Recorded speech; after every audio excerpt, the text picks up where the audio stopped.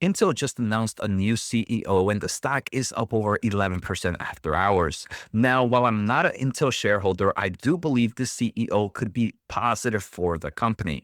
In today's episode, what I want to do is first take a closer look at this new Intel CEO, kind of his history and kind of the changes of happening with leadership at the moment. Then I also want to take a closer look at some rumors impacting Intel in the past few days that I think every Intel investor should know. So let's take a closer look. But if you want to get any semiconductor news for free, make sure to check out my free daily semiconductor newsletter, whatthechip.happened.com. The link is down below. So let's get started. I want to thank The Motley Fool for sponsoring this video, and check out fool.com/Jose for the 10 best stocks to buy now. With that link, you get a promotional offer for the subscription service. Now, let's continue with today's episode. All right, so today was definitely a great day for the semiconductor industry, right? We saw Intel up roughly 4.5%, and after hours, the stock is up another 11%. Now, obviously, short term, this looks pretty amazing, but let's just kind of see how Intel has done year to date. It's up about 2%, but we did kind of see a nice rally earlier in February where the stock did kind of go up to $27. Now, I am curious if this kind of new movement with the new CEO, will this push the stock price to new levels for the year? All right, so on March 12th of 2025, we did see that Intel appoints Lip-Bu Tan as Chief Executive Officer, and this is going to be effective March 18th. Tan will also rejoin the Intel board of directors after stepping down from the board in August. Now, just some quick gossip here. There are some rumors that Tan did step down from the board in 2024, as there was already maybe some discussions of retiring Pat, and maybe Tan was not a huge fan of that, or so the rumor said. I don't think that has much to do, but just wanted to kind of share some of the gossip happening here in the semiconductor space. Now, in forms of any leadership change, remember when Pat left, we kind of had two interim co-CEOs. We had the CFO and we had the CEO of Intel Products kind of step up to be the co-CEOs of Intel. Now, both positions are going to go back to normal. We're going to have kind of David go back to being the CFO, and we're going to have Michelle go back to being the CEO of Intel Products. And I think that's perfectly fine. That's what you wanted, right? Just to have those two entities run the business until they found a good player. And I am going to say, I believe this is a great position for Intel. The reason being is Tan did formerly serve as the CEO of Cadence Design Systems from 2009 to 2021, where he had led a reinvention of the company and drove cultural transformation centered on customer-centric innovation. During his time as CEO, Cadence more than doubled its revenue, expanding operating margins, and delivered stock price appreciation of more than 3,200%. Obviously, all stock shareholders are probably salivating at the possibility that maybe something like this can happen for Intel. Now, I don't really, obviously his history is great, and this guy, we can see from forms of education and experience, he comes with a really great history. So great history as being a CEO, and then his kind of education. And I personally like someone with a science engineering degree, and Tan holds a Bachelor of Science in Physics. He also has a Master's of Science in Nuclear Engineering, and he also has an MBA as well. So this guy, in my opinion, is very engineer focused. Well, he might not be an electrical engineer. I do believe a lot of the kind of mentality, thought process goes in all these types of industries. And that's what I like to see for a company that's focusing in innovative tech products. So the reason, obviously, so those are big pluses. Huge history as prior CEO of Cadence, and we also have huge kind of great background, in my opinion, in the engineering and tech world. So I feel engineers need to run engineering companies.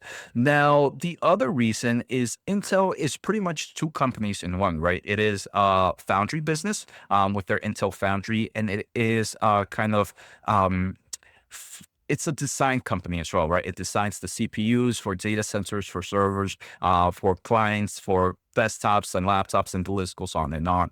And I do believe Cadence is, and it's very hard, in my opinion, to find someone that is able to understand both those markets. There were rumors that maybe we're going to see a foundry player come into this Intel CEO position. But if a foundry player would have been here, that person would have most likely just purely focused on the foundry side. Now, if you maybe would have had a company of a fabless, ex-fabless design company, maybe you would have had that CEO kind of focus more into the design process. But I personally believe that these EDA CEOs, someone from Cadence, someone from Synopsys, they are kind of like that middleman or that middle ground between the fabs and the products themselves, right? Because you need to be able to work with the fabs to be able to manufacture these stuff. So you need to know that, and obviously you need to know the design process as well. So for me, I think this CEO, just from a top level overview, is the perfect match for an Intel business, which focuses both on fab and design. So overall, I think Intel did make a great decision here. Now, I'm hoping one thing that has really gotten me annoyed with Intel at the moment is we keep hearing rumors here and there about joint ventures here with TSMC or the selling out of certain positions. And just I want to say about a day ago, we saw this, that TSMC reportedly rallies US chip titans for Intel Foundry joint venture. And some of the names included in this rally that TSMC is doing includes NVIDIA, Broadcom, and AMD. Now, there are a lot of reasons, in my opinion, why TSMC would actually want to do this. And I started to think this over time. And I mean, I think the biggest opportunity for TSMC here is, and one of the reasons why I would see TSMC would want to do this is Intel is really good at advanced packaging, and they're also not horrible at manufacturing. So TSMC, if they want to expand dramatically in this AI race, if they want to continue to serve, and we've heard from TSMC that there's more demand than supply capacity at the moment. If they want to grow that, the easiest way would be to do some form of joint venture, right? Because a lot of that shared technology can be used for, obviously there's going to be it's not a quick, let me just buy and we will be able to run the supply chains tomorrow. But it does kind of give them a head start. So I'm hopeful that with the new CEO in charge, we start to finally get more clarity on these rumors, because every other day we get rumors about TSMC with Intel. And if I was a shareholder of Intel, that would be something that would get me really annoyed if management really didn't just tell me, hey, look, we're looking at this or we're not looking at this. If they're not looking at this, I think they should have made it really clear already. But I do believe that creates a lot of volatility, a lot of uncertainty for the stocks, and a lot of questions. And now I'm also asking the question, could this new CEO help with the joint venture pushes here in Intel and TSMC? And again, I believe that Cadence has been probably a nice middleman for Intel and TSMC and kind of all these fabulous players at some time. So maybe it could help with the relationships of working with TSMC and Intel together. So there is that possibility, right? Since this is a veteran in the space, it could definitely help pretty much with the possibility of joint venture. But again, that's the reason I hate a lot of these rumors and not really being shut down on them, is because it just creates so much more questions. Now, would I buy Intel at these levels? Maybe not just for the CEO shift, right? I think you have to be bullish on their 18A platform, and there have been both a lot of rumors, both on the good and the bad, so you have to pick a side.